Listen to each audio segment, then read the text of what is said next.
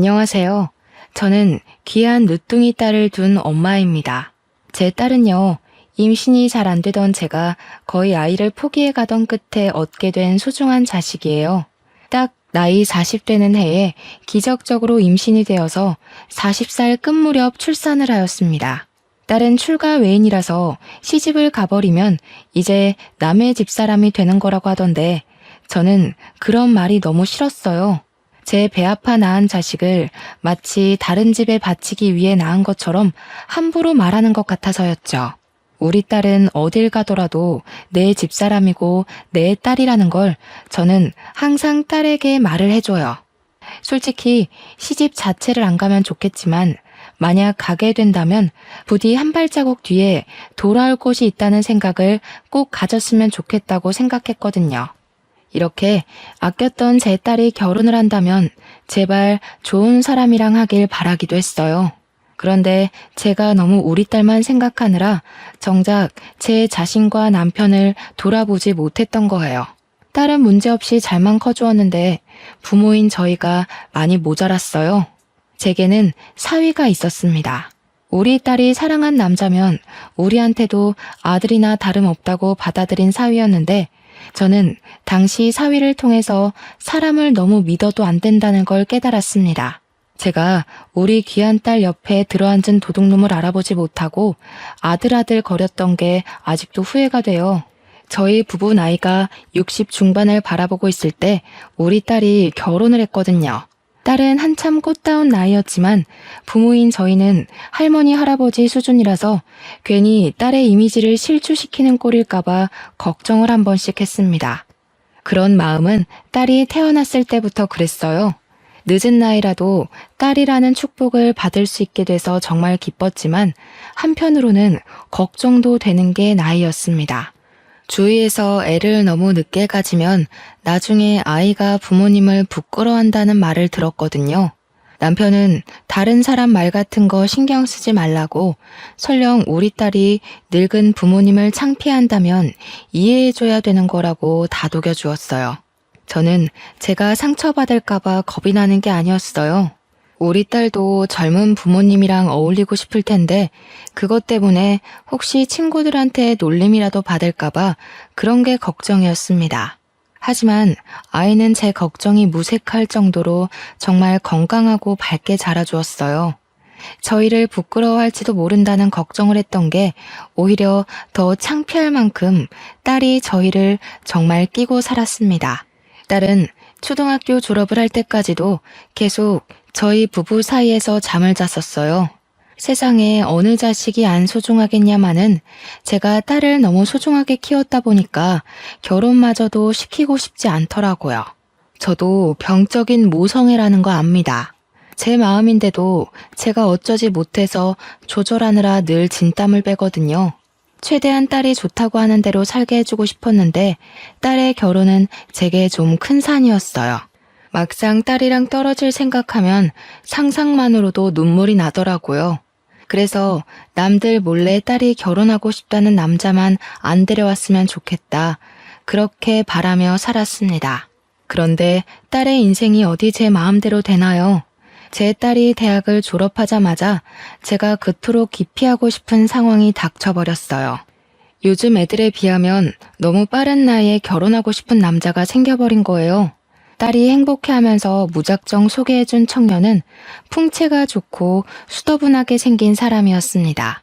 곰돌이상처럼 생겼는데 솔직히 첫인상으로 봤을 때는 우리 딸이 좀 더 아까웠어요. 남의 집 자식이고 딸은 내 자식이라서 그렇게 보는 것도 있지만 일단 우리 딸이 똑똑해서 학력이 좋거든요. 그런데 딸이 데려온 청년은 대학을 안 나왔대요. 20살이 되자마자 일터로 뛰어들어 먹고 살았답니다. 그 청년을 딱 처음 보자마자 느낀 점은 우리 딸보다 나은 것이 없었고 착실하게 사는 내 딸을 깨어낸 도둑놈이라는 것밖엔 없었습니다. 그럼에도 제 딸이 그 청년을 너무 많이 좋아하더라고요. 귀엽다나 뭐라나. 그래서 계속 집에 데려오는 걸 내버려두고 있었는데 신기하게도 딸이 귀엽다 착하다 하도 칭찬을 해대니까 저까지 그렇게 보이기 시작하는 거 아니겠습니까? 그 청년한테서 첫 만남 때만으로는 알 수 없었던 장점들이 시간 갈수록 속속들이 나타나더라고요. 에이, 우리 장모님 또 혼자 무거운 거 들려고 하시네. 돌쇠 같은 사위 두고 왜 계속 잡일을 하려고 하세요? 가서 앉아 계시면 제가 장모님 있는 곳으로 대령해 드리겠습니다. 요즘 젊은 사람들은 늙은이들이랑 어울리기 귀찮고 할 일이 바빠서 남 일에 간섭도 잘 안 한다고 알고 있어요. 그런데 이 청년은 자기를 사위라고 지칭하고 저를 장모라고 불러주면서 집안의 굳은 일을 전부 도맡아 해줄 뿐더러 애교가 엄청 많더라고요. 우리 딸만으로도 웃을 일이 많은데 난생 처음으로 남의 자식 때문에 하하 웃어보기도 했습니다.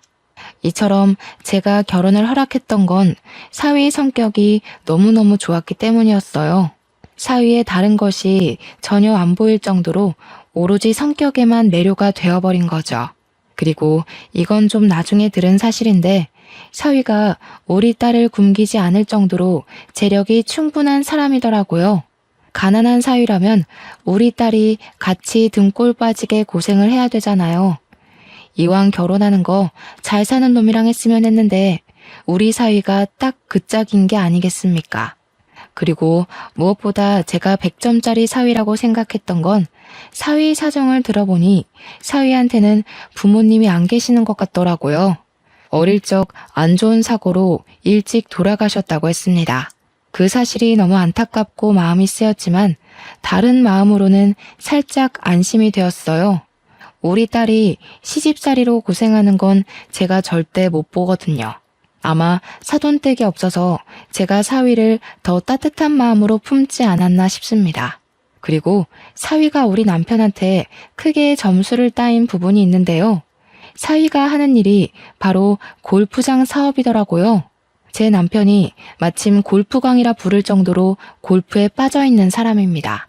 그런 상황에서 사위 사업장이 그렇다고 하니까 사위를 바라보는 남편 눈이 완전 빛이 나더라고요. 언제든지 말씀하세요, 장인어른. 제가 모시겠습니다. 제가 카운터에 장인어른 등록해 놓을게요. 장인어른 이제부터 공짜로 골프 치시는 거예요? 참, 이번에 장비도 바꿔보시는 게 어때요? 제가 이미 하나 마련해둬서 거절하시면 골프채가 주인 잃습니다. 엄마야, 세상에. 어디서 이런 복덩이가 들어왔을까? 복덩이도 아니지. 완전 금덩이 수준이야, 금덩이. 역시 우리 딸이 보는 눈까지 이 애비를 닮아서는 신랑감 하나 잘 골라왔다. 아직 결혼한 것도 아닌데 사위는 저희한테 이미 사위나 다름없는 사람이었어요. 저희 집을 드나드는 것도 제법 자연스러워졌고 2달 정도 지났을 때는 저희 집에서 저녁을 먹고 가곤 했어요. 저는 우리 딸이 시집살이 안 하게 된 것처럼 사위한테도 처가살이 따위 모르게 하고 싶어서 올 때마다 잘해줬습니다. 그렇게 제 딸 결혼식이 임박할 동안 우리는 벌써 한 식구가 되어 있었죠.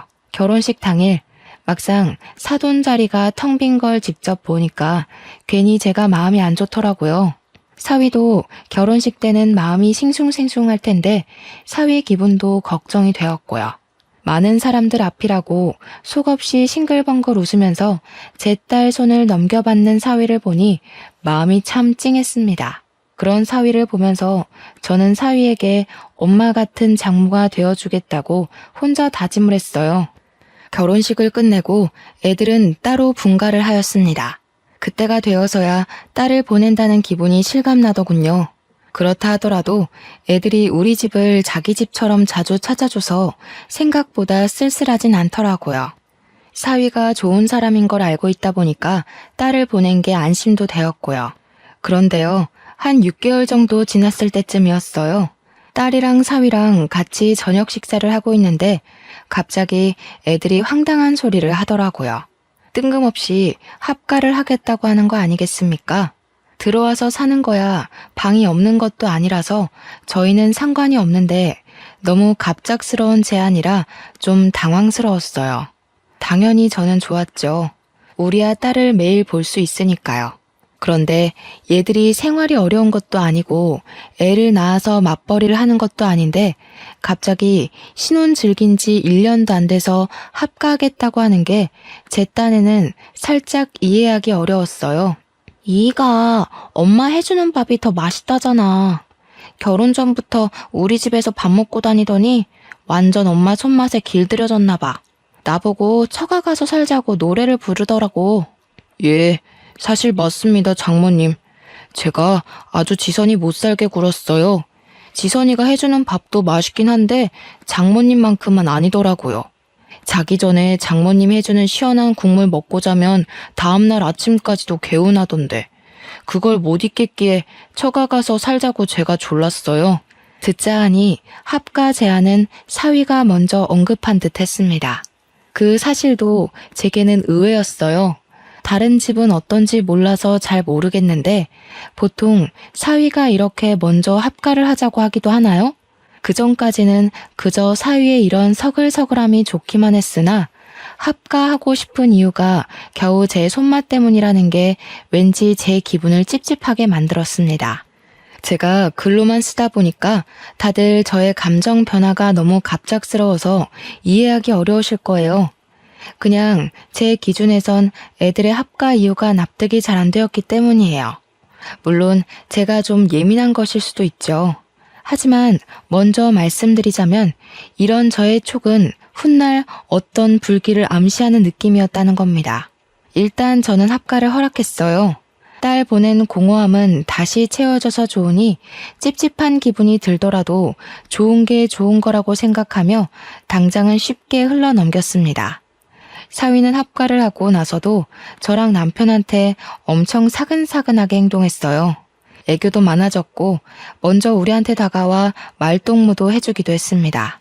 같이 살다 보니까 적응은 금방 되더라고요. 합가 초반에 꺼림칙했던 제 기분은 온데간데 없어지고 사위와는 부모 자식처럼 더 가까운 사이가 되었습니다. 이게 다 사위의 노력 덕분이라고 생각했어요. 근데 두 분은 휴대폰 잠금이 안 돼 있네요? 요즘에는 잃어버린다고 찾아주고 그런 거 잘 없는데. 야근 사람들도 훨씬 많아졌어요. 그러다 큰일 생기면 어쩌시려고요. 그래? 아이고, 근데 그런 거 다 귀찮아. 늙은 사람 휴대폰이라서 잃어버려도 볼 거 하나도 없는데 뭘. 전화기가 비싼 것도 아니고 골동품 쥐어봤자 자기들만 손해지. 장인어른 너무 안일하시다. 여기 보니까 은행 앱들도 다 깔려있는데요. 이거 비밀번호 걸려있어도 제대로 해킹하는 사람이 주우면 바로 털려요. 휴대폰이 비싸고 말고가 중요한 게 아니라 안에 내용물이랑 신상 정보 털리는 게 무서운 거라고요. 아이고야, 그걸 몰랐네. 그렇지, 내가 은행하는 것도 다 거기 들어있어. 얼른 잠가놔야겠다. 큰일 날 뻔했어. 강서방이 내 것 좀 설정해줘 봐라. 사위는 저랑 제 남편의 폰을 만지작거리면서 적당히 어렵지 않은 비밀번호로 휴대폰을 잠가 주었습니다. 저도 남편처럼 휴대폰에 은행 앱이 깔려 있어서 남편과 똑같이 식겁했었어요. 사위 말을 듣고 그때라도 잠금해야 할 이유를 알게 되어 안심했습니다. 그리고 남편은 사위가 휴대폰을 만지는 김에 컬러링이랑 벨소리 좀 바꿔달라 부탁했고 사위는 제가 일어나 다른 일을 보는 동안에도 한참이나 남편의 휴대폰을 들고 있었습니다. 그런데 그 이후로 제가 좀 불편하게 느낀 게 하나 있었는데요. 남편이 휴대폰에 관해 모르는 걸 먼저 묻는 경우는 뭐 그럴 수 있다고 쳐도 화장실 가고 없는 남편의 폰을 허락 없이 만지면서 이것저것 살피는 사위 행동이 좀 그렇더라고요. 제가 더 거슬렸던 건 그런 행동이 한두 날이 아니었다는 겁니다. 왜 허락도 없이 남의 휴대폰을 거의 매일 만지는 거죠? 좀 이상하지 않습니까? 사위는 제 폰이랑 남편 폰이 덩그러니 놀고만 있으면 우리 걸 가져가서 한참을 만지작거렸습니다. 한 번은 집안일 하다가도 그게 너무 신경 쓰여서 뭘 그렇게 보냐고 물은 적이 있었어요. 사위 말로는 우리 휴대폰에 좋고 편한 설정 많은데 우리가 그걸 잘 이용 못하는 것 같아서 최대한 깔아준다고 살피는 거라 했습니다. 아니면 갤러리를 구경한다고 둘러대기도 했고요. 그땐 제가 휴대폰에 대해 뭘 모르니까 마음이 좀 개운하지 않더라도 그러려니 했습니다. 우리 사위가 남도 아니고 저희 휴대폰을 훔쳐가는 것도 아니지 않습니까? 제가 괜히 예민해서 한 번씩 이상한 경계심이 올라오는 거라고만 치부하고 또 찝찝함을 넘겨버렸어요. 그런데 한날 남편이 사위 따라 사위 골프장에서 골프를 치고 같이 귀가를 했는데요. 이번에는 아예 사위가 남편 폰을 들고서 들어오더라고요. 그 옆에서 남편은 표정이 어두워 있었는데 분위기가 심상치 않아 보여서 무슨 일이냐고 물었었습니다. 아니 글쎄, 내 폰이 해킹당한 것 같아. 강서방이 급하게 봐주고 있긴 한데 어디 돈 빠져나간 건 아닌지 모르겠어. 뭐? 어쩌다가? 해킹 그거 무서운 거 아니야? 아이고야, 이거 큰일이다. 당신 적금 목돈도 다 전화기 안에 있잖아. 그래서 창고는 들렸어? 가서 돈 안 빠져나가게 통장이라도 정지시켜야지. 해킹이란 것은 제게 무척 낯설기도 했고 엄청 나쁘고 위험한 거라고 딱 그 정도만 알고 있어서 당시에는 정말 큰일이 난 줄 알았습니다. 아직 무슨 일이 났다고 사위가 말해주지도 않았는데 이미 남편 통장에 있는 생돈이 모두 날아가 버린 줄 알았죠. 제가 남편보다 더 심장이 벌렁거려서 딸이랑 같이 준비하던 식사도 놓고서 사위 옆에 붙어 있었어요. 지레 겁을 먹은 저와 남편과 달리 사위 표정과 목소리는 평온하기만 했는데요. 사위가 계좌 정지시킬 필요까진 없을 것 같다고 해서 우선 한숨 덜고는 있었습니다.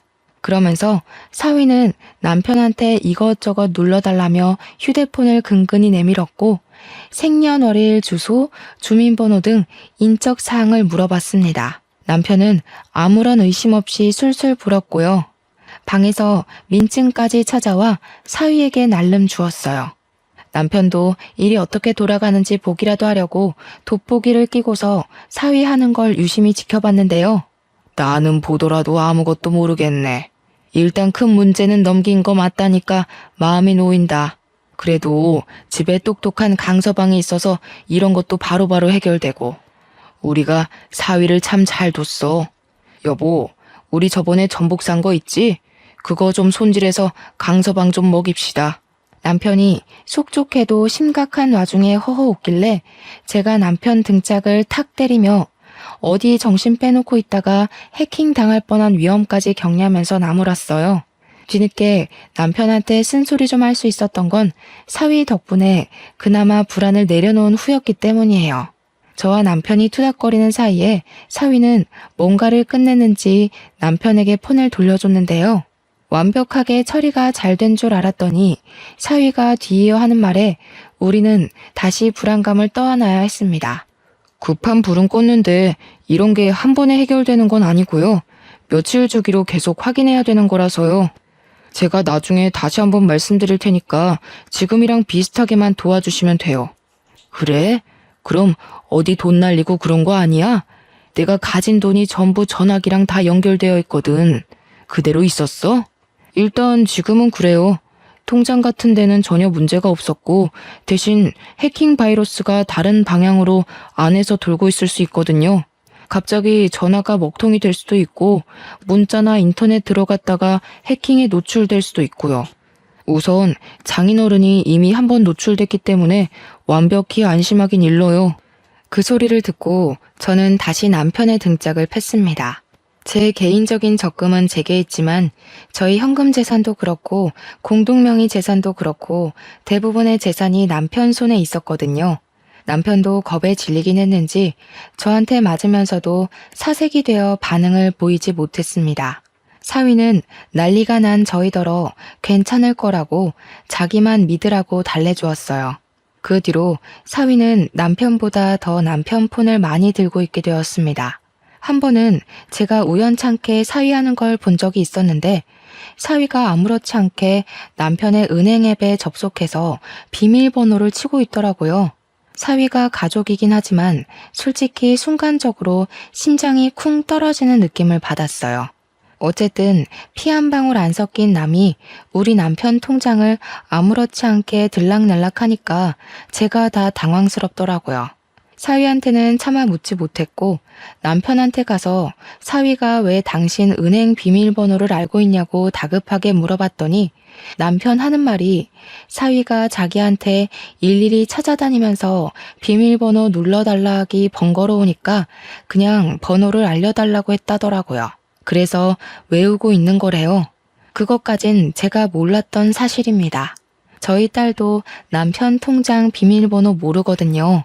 그런데 사위가 알고 있다는 게 좀 해킹 문제 때문에 어쩔 수 없다고 하지만 엄연히 재산 공개나 다름없는 거라서 조금 당황스럽고 불편했습니다.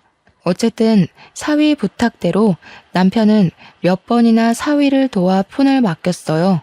그 일이 오죽 지속이 되었으면 아직도 해킹 문제가 남았냐며 딸까지도 의아해하더라고요. 하지만 사위는 그저 진지하고 꼼꼼하고 심각하기만 해서 아무도 건드릴 수가 없었습니다. 그러다 남편 일이 제대로 해결되기도 전에 제 심장이 한 번 더 바닥을 친 적이 있었는데요. 여느 때처럼 평범한 날에 저한테 문자 하나가 도착했었습니다. 파란색 글씨가 반짝반짝한 게 뭘 누르게 되어 있어서 그걸 생각 없이 눌렀거든요. 그런데 언제 나타났는지 갑자기 뒤에서 튀어나온 사위가 제 폰을 뺏으면서 막 열을 내며 침을 튀기는 겁니다. 장모님, 그런 거 함부로 누르시면 안 돼요. 아, 망했다. 장모님 폰까지 털린 것 같은데. 이런 게 제일 흔하게 해킹당하는 방법이라고요. 이거 빨리 알아봐야겠는데요? 뭐? 아유, 그럼 어쩌나? 어떻게 좀 해봐. 나는 그냥 뭘 눌러야 하는 건가 싶어서 생전 그런 게 안 오더니 왜 갑자기 그런 게 날라오고 난리래? 너네 장인어른 문제 때문에 혹시 나한테까지 날라오고 그럴 수 있는 거야? 그건 더 알아봐야 돼요. 아마 그랬을 수도 있고요. 아니면 요즘 이런 수법은 흔해서 막 뿌리는 방법이거든요. 잘 아는 사람들은 이미 의심부터 해서 웬만하면 안 누르는데 장모님은 모르셨으니까 어쩔 수 없죠. 남편을 나무랐던 게 고작 한 달 전일 때였는데 그걸 한심하게 봤던 제가 똑같은 짓거리를 저질러버린 셈이라 무척 당황스러웠습니다. 또 남편일 때보다 훨씬 큰 두려움도 다가왔죠. 제가 남편보다는 돈을 적게 안고 있는 편이었지만 저 또한 적은 돈은 아니었거든요. 그 돈이 다 날아갈까봐 그저 사위를 믿고 사위가 시키는 대로 다 해주었어요. 당연히 저도 민증까지 가져와서 사위한테 고스란히 바쳤죠. 남편 입장이 되어보니까 남편처럼 속수무책으로 사위한테 모든 걸 대령할 수밖에 없더라고요. 잘 알지도 못하는 해킹이란 구덩이에 빠지니까 제게 동아줄을 던져주는 사위의 도움만이 살 길이라 생각이 들었습니다. 그게 썩은 동아줄인지 가시 박힌 동아줄인지 그런 것도 판가름할 정신이 없이요. 남편이 폰에 대해 잘 모르는 만큼 저도 기계는 전혀 다룰 줄 몰라서 사위가 제게 폰을 보여줄 때만 들여다보곤 했습니다. 제 것도 남편 것처럼 며칠이 걸렸어요. 저는 남편처럼 밖을 쏘다니는 사람이 아니기 때문에 집에만 있었는데 그래서 사위도 제 곁에서만 폰을 만졌습니다. 어떤 날엔 한참 사위 맞은편에서 자리를 지키고 앉아 있는데 때마침 세탁기가 다 된 소리가 났어요. 그 바람에 잠깐 자리에서 일어났다가 일어난 김에 사위가 누르고 있는 화면을 보게 되었습니다. 무슨 비대면 실명 인증 절차? 이해하긴 어렵지만 의문스러운 문구가 적혀 있는 겁니다. 역시 옛날 사람인 제가 빠르게 알아차리기엔 어려운 용어라서 그대로 세탁실에 갔고 잠깐만 있다가 다시 사위가 있는 곳으로 돌아왔습니다. 그러면서 또 사위가 뭘 하고 있나 화면을 슬쩍 보았죠. 이젠 화면에 모바일 신용대출 신청서라 적힌 글자가 있더라고요. 대출 신청서? 그 정도는 저도 알아들을 수 있는 말이었습니다. 대출한다는 거잖아요. 그런데 대출이랑 해킹은 관련이 없지 않습니까? 사위가 손가락을 빠르게도 올리면서 열심히 제 신상 정보를 신청서에다 적어 내려가는 중이었어요. 거기다 대고 제가 뭐 하는 거냐고 대놓고 물어봤죠. 그랬더니 사위는 제가 뒤에 온 줄 몰랐던 건지 제 목소리에 비명을 지르며 휴대폰을 놓쳤습니다. 제가 그걸 주우려고 하자 사위가 그 퉁퉁한 체격으로 아주 잽싸게 주워서 멀찍이 도망가 버렸어요. 그러면서 저더러 자기가 놀랐던 감정만 호소하더라고요. 그런 것도 다 해킹 알아보기 위한 하나의 방법이라면서 다 생각이 있어서 그러는 거라고 신경 쓰지 말라 했습니다. 그때부터 저는 뭔가 이상하다는 걸 눈치챘어요. 그래서 사위가 출근하고 집에 없을 때 딸을 불러다가 물어봤습니다. 내가 아무리 생각해도 대출 신청서는 대출을 할 거라는 의미 같거든? 도대체 그런 걸 신청해서 어떻게 해킹 바이러스를 잡는다는 거냐? 엄마가 잘 몰라서 그러는데 정말 그런 게 있긴 해? 그런 게 있을 리가 없지. 뭔가 이상한데? 엄마, 제대로 본 거 맞아? 나도 해킹에 대해선 잘 모르긴 한데 대출 신청서로 해킹 잡아낸다는 건 듣도 보도 못했어. 엄마가 잘못 본 걸 거야. 감히 장모 이름으로 대출 신청하는 사유가 어딨겠어.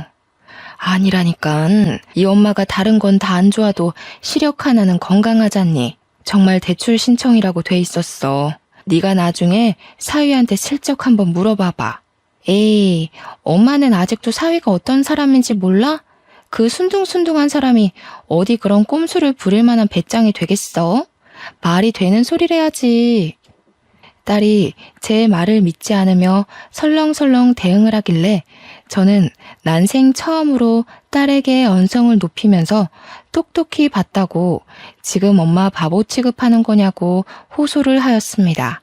절대 잘못 본 거 아니니 제발 좀 알아봐 달라고 사정까지 했어요.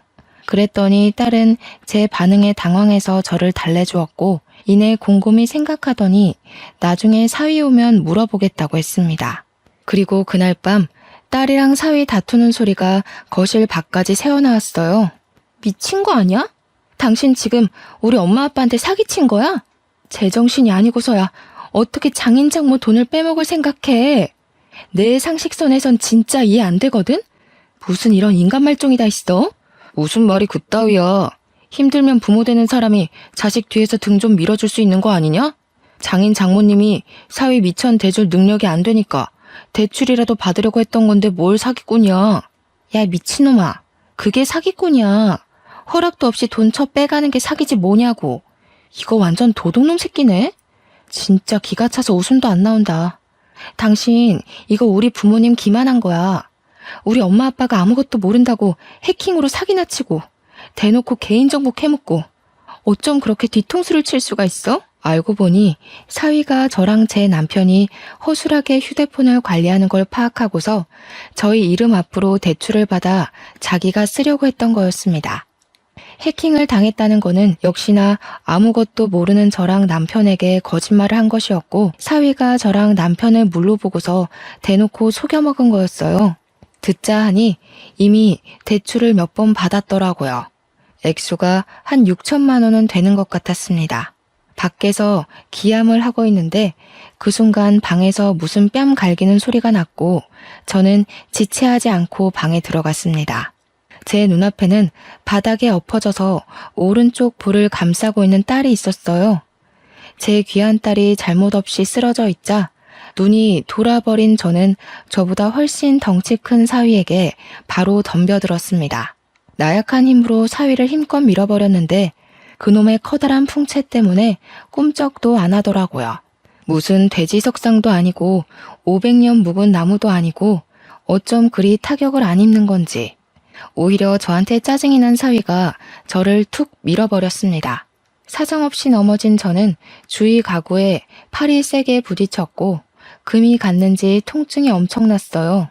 다른 생각도 못하고 그저 대굴대굴 구르기만 했습니다. 그때 딸은 저를 급히 살피면서 119를 불렀어요. 그러고는 사위에게 곧장 쌍욕을 해버렸죠. 나중에 119까지 들이닥치니 그제야 방에서 슬 나와 본 남편은 제가 다친 걸 보고는 얼른 쫓아와 부축을 해주었고 저희는 모두 병원으로 향했습니다. 물론 사위는 빼고요. 나이가 있어서 그렇지 깁스하고 조심하면 금방 다시 뼈가 붙을 거라고 의사 선생님이 안심시켜 주었는데요. 한숨 돌리고 난 후에야 저희는 아까 있었던 일을 다시 생각해 볼 수 있었습니다. 딸은 굉장히 화가 난 상태였어요. 우선 자기 신랑이 우리한테 패기친 부분을 가장 크게 담아두고 있었어요. 딸은 집으로 돌아가는 길에 사위를 경찰에 신고해버렸습니다.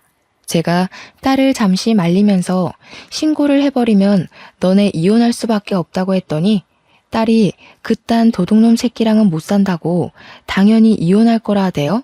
그래서 딸이 마음대로 하도록 저도 내버려 두었습니다. 사실 딸이 그렇게 말해주길 제가 기대했는지도 모르겠네요. 그렇게 바로 경찰서로 간 저희는 사위에게 무슨 짓을 당했는지 세 식구 다 진술서 작성하고 난 뒤에 사위를 만났습니다. 저는 둥그런 덩치를 하고서 작은 의자에 앉아있는 사위가 원망스러워서 후다닥 달려가 사위 등짝을 몇 대나 팼어요. 이 못난 놈, 못났다 못났어. 우리가 널 얼마나 믿었는데 네가 어떻게 우리한테 이럴 수가 있니? 그 착해 빠진 얼굴로 감히 어른을 놀려? 우리가 너한테 서운하게 한 게 뭐 있다고. 이렇게 눈치 없고 답답하게 구시니까 제가 사기라도 칠 수밖에 없었던 거예요. 다른 집 처가들은 사위한테 용돈도 몇백씩 주고 그런다는데 장모님은 목돈도 많으시면서 저한테 한 푼도 안 주셨잖아요. 그게 잘해준 거예요. 요즘 사위한테는 그렇게 돈으로 째째하게 구는 게 서운하게 하는 거예요. 이런 썩을 놈, 어디 쓰레기를 주워다 처먹었나? 말끝마다 악취가 진동을 해서 더는 못 들어주겠네. 고작 사기친 놈이 뭐 잘난 짓 했다고 면상 빳빳이 쳐들고 있어? 고개 쳐박아 이놈 새끼야. 저도 저지만 남편이 사위를 정말 많이 좋아했는데 그래서 사위에 대한 배신감이 더 심한 듯 했습니다. 남편이 눈에 불을 켜고 사위의 머리통을 후려치며 형사님 책상에다가 처박아 버리더라고요. 평소 골프하느라 팔 근육이 죽지 않고 단련이 되어 있었는데 제가 덤비면 꼼짝도 안 했던 사위가 남편 손짓 한 방에 힘도 못 쓰고 머리를 박았습니다. 심지어 남편은 아무리 생각해도 분이 안 풀린다면서 한 대로 모자라 두세 대는 더 뒤통수를 후려 갈겼습니다. 그러자 처맞고 있던 사위가 짜증을 팍 내면서 벌떡 일어났는데 남편은 사위의 커다란 덩치에 놀라지 않고 바로 발등을 콱 밟으면서 반대 딸이 정강이까지 차버렸어요. 그렇게 노려보면 어쩔 건데? 이 지옥불에 떨어질 놈 같으니라고. 부모 없다길래 불쌍해서 신경 좀 써줬더니만 아주 우리를 봉으로 보고 있어? 그 머리로 뒷일까지 생각 안 한 거 보니 그냥 똥멍청이가 따로 없구나. 경찰 선생님들 말 들어보니까 자네가 친히 남겨준 내역들이 다 증거가 된다더라. 무슨 말인지 알아? 네가 네 발목 잡은 거라고 이 개놈 자식아. 남편이 말하는 내내 계속 사위를 들고 찾는데도 경찰서에선 말리는 사람이 없었습니다. 경찰들도 제 남편 입장에 서 있었던 거예요. 그 시간이 늦은 밤이라서 보는 눈이 적을 때였기에 경찰들이 눈을 감아준 게 아닌가 싶습니다. 그래서 저랑 딸이 그만 더러운 곳에 손 떼라고 말려줘서 남편이 겨우 참은 거였어요. 남편한테 처맞느라 소리도 제대로 못 내던 사위는 갑자기 일어나서 우리 남편을 폭행죄로 고소하겠다고 연병을 부리기 시작했는데요. 그러니 이번에는 우리 딸이 들고 있던 휴대폰 껍데기로 싸다고를 때렸고 그 젤리 같은 껍데기가 사위의 찰진 살을 몇 대나 더 내리쳤습니다. 나도 당신 쳤으니까 어디 나까지 고소해봐. 누가 이기나 제대로 따져보자고. 무식하게 덩치만 커가지고 귀엽다 귀엽다 해주니까 자기가 남들 눈에도 귀여워 보이는 줄 아나 봐? 콩깍지 씬 내 눈에만 그랬던 거지. 솔직히 나도 너 처음 봤을 때 냄새나게 생겨서 별로였어. 고작 봐줄 게 성격 하나였는데 그게 망가지니까 사람 정말 구려지네. 이것들이 다들 정신 나갔나? 이런 식으로 나오면 나도 온갖 인맥 다 끌어다가 당신들 깜빵 보낼 거야. 깜빵 보내는 거 솔직히 다 인맥발인 거 알지? 나한테 이따위로 군 거 나중에 피눈물 흘리면서 질질 짜고 싶지 않으면 당장 무릎 꿇고 사과해. 특히 니년부터 대가리 쳐 숙여.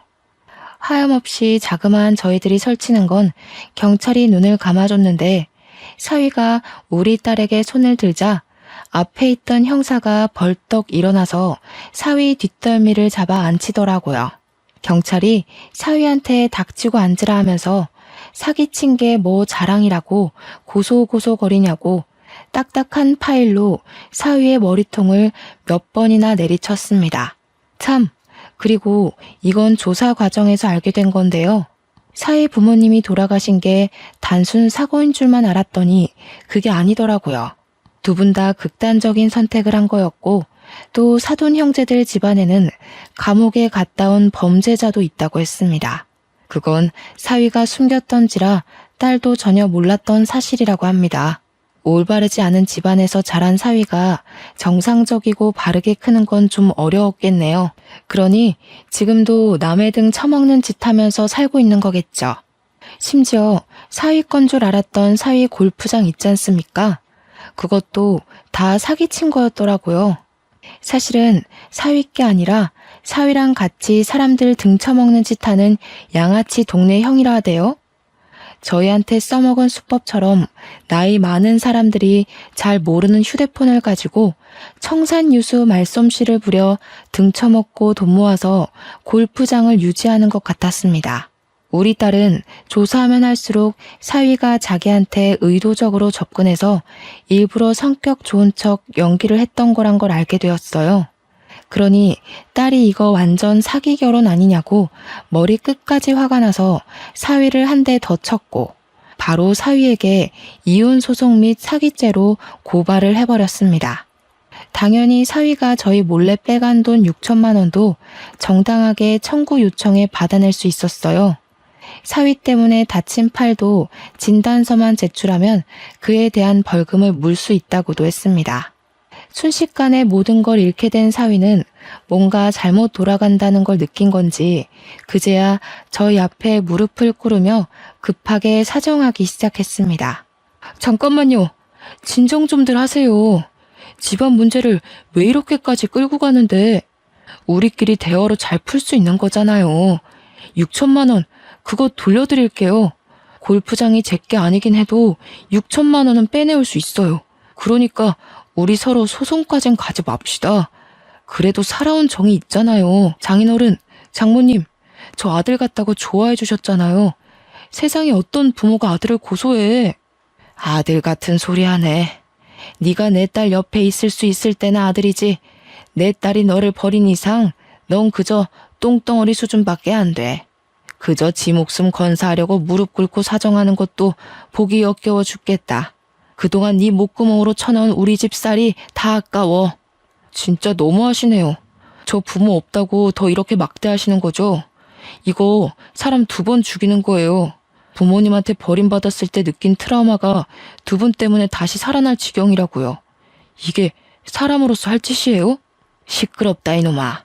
지 부모까지 욕보이게 하는 썩을 놈 같으니라고. 이 와중에도 그저 사기칠 생각밖에 안 하네. 살아보겠다고 어떻게 죽은 네 부모까지 이용해서 나불거려? 그래봤자 하늘이 알고 땅이 알아. 부모 없이 컸으면 더 정신 똑바로 차리고 살았어야지. 그러니까 너는 고작 사기꾼 나부랭이밖에 안 될 운명이었던 거다.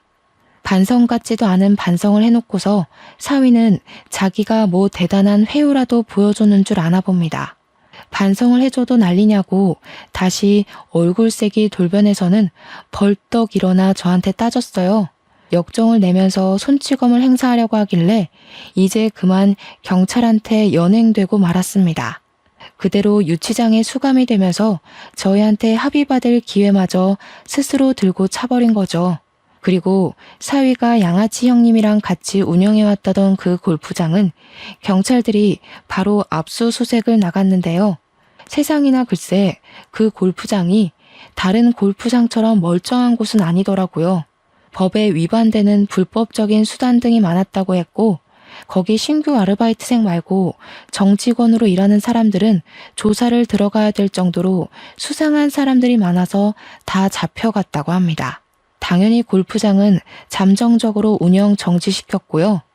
무슨 깡패들 현금 세탁하는 곳으로 이용되고 있다고 했었나? 저는 경찰한테 자세히 전해 들어도 뭐 아는 게 없으니 그저 사위가 아주 못된 놈이었다는 것만 기억하고 있어요. 사위 포함해서 몇몇 우두머리들은 징역을 살게 되었다고도 들었습니다. 살면서 깡패를 만나게 되는 일도 드문데 깡패 같은 놈이 우리 사이로 왔다 갔으니 어디 쪽팔려서 이런 얘기를 할 수나 있을지 모르겠네요. 아무리 우리가 늙어서 세상 물정 잘 모른다고 하지만 우리 같은 노인네들도 한 시대에서 청춘을 보내온 사람들입니다. 우리가 젊었을 그 당시에도 마찬가지로 그때의 노인네들은 아무것도 몰랐어요. 그렇다고 사위처럼 젊은 나이 믿고 노인네들한테 사기치는 짓은 안 했다는 거예요. 사기는 그냥 사기일 뿐이에요. 어떤 변명이 붙어도 그건 말 그대로 변명일 뿐이라고 생각합니다. 사기치는데 젊고 늙고가 어딨겠습니까? 젊으면 한 번쯤 사기쳐 볼 수도 있고 늙으면 한 번쯤 사기당해 볼 수도 있고 이런 건 말이 안 되죠. 똑같은 인간인데 같은 땅덩어리에서 같은 목숨을 갖고 사는 사람이 그러면 안 되는 겁니다. 도대체 어떤 마음으로 살아야 사위처럼 결혼까지 해서 돈을 빼올 생각을 하는지 그건 아직도 이해하기 어렵고 잘 모르겠네요. 어쨌든 제 딸은 다행히도 이혼을 했다고 해서 그리 큰 타격을 받은 건 아니지 싶었어요. 친구들이랑 통화하면서 매일 밤 사위 욕을 하는 걸 들었거든요. 만약 재기할 수 없을 만큼 큰 상실감을 얻고 무너졌다면 훗날 이런 이혼 사실이 딸 인생의 트라우마로 남을 만큼 큰일이었다면 저렇게 다른 사람에게 쉽게 얘기하진 않지 않았을까 조심스레 생각해봅니다. 가끔씩 딸이 저랑 남편한테도 사위 욕을 하면서 정신 빠진 놈 데려와서 미안하다고 사과를 해줍니다. 이제는 만약 결혼 상대가 또 생긴다면 부부되는 기념으로 서로 같이 경찰서에서 명확하게 신원조회나 범죄조회를 하고 난 뒤에야 결혼하겠다고까지 했어요. 우리 딸이 씩씩하게 마음을 정리한 것 같아서 저와 남편은 많이 안심했습니다. 당분간 딸은 자기 삶에 집중하고 싶다면서 소개팅이 들어오면 한 3년은 거절할 거래요. 그러면서 하는 말이 사실 결혼을 해보니까 좀 피곤하고 재미없더라면서 다시 솔로가 된 기분을 실컷 만끽하고 싶다네요. 저희야 뭐 딸의 의사를 존중해주니까 그저 딸이 웃을 수 있다는 것만으로도 더 바랄 게 없습니다. 그런데 한편으로는 정말 괜찮은 사위가 있다면 진짜 내 식구 잘 살아볼 수 있었을 텐데 하는 아쉬움은 있어요. 그 사기꾼이 아쉽다는 게 아니라 그냥 사위의 존재가 있더라도 딸이 저희에게서 멀어지는 게 아니란 걸 느껴서 그런지 북적거렸던 분위기가 한 번씩 그립긴 하더라고요. 그렇다고 딸이 섣부르게 사윗감을 데려오는 건 또 안 바라네요. 참 욕심도 많죠? 어쨌거나 여러분들도 늘 스스로를 위해 너무 풀어지지 마시고 한 번씩 주의를 경계해보는 것도 나쁘지 않을 것 같아요. 이 사기꾼들도 만만한 사람한테 잘 들러붙더라고요. 우리 서로 조심해서 나쁠 것 없지 않습니까? 그럼 항상 좋은 일만 있으시고 몸 건강하시길 바라면서 저는 이만 쓰도록 하겠습니다. 감사합니다.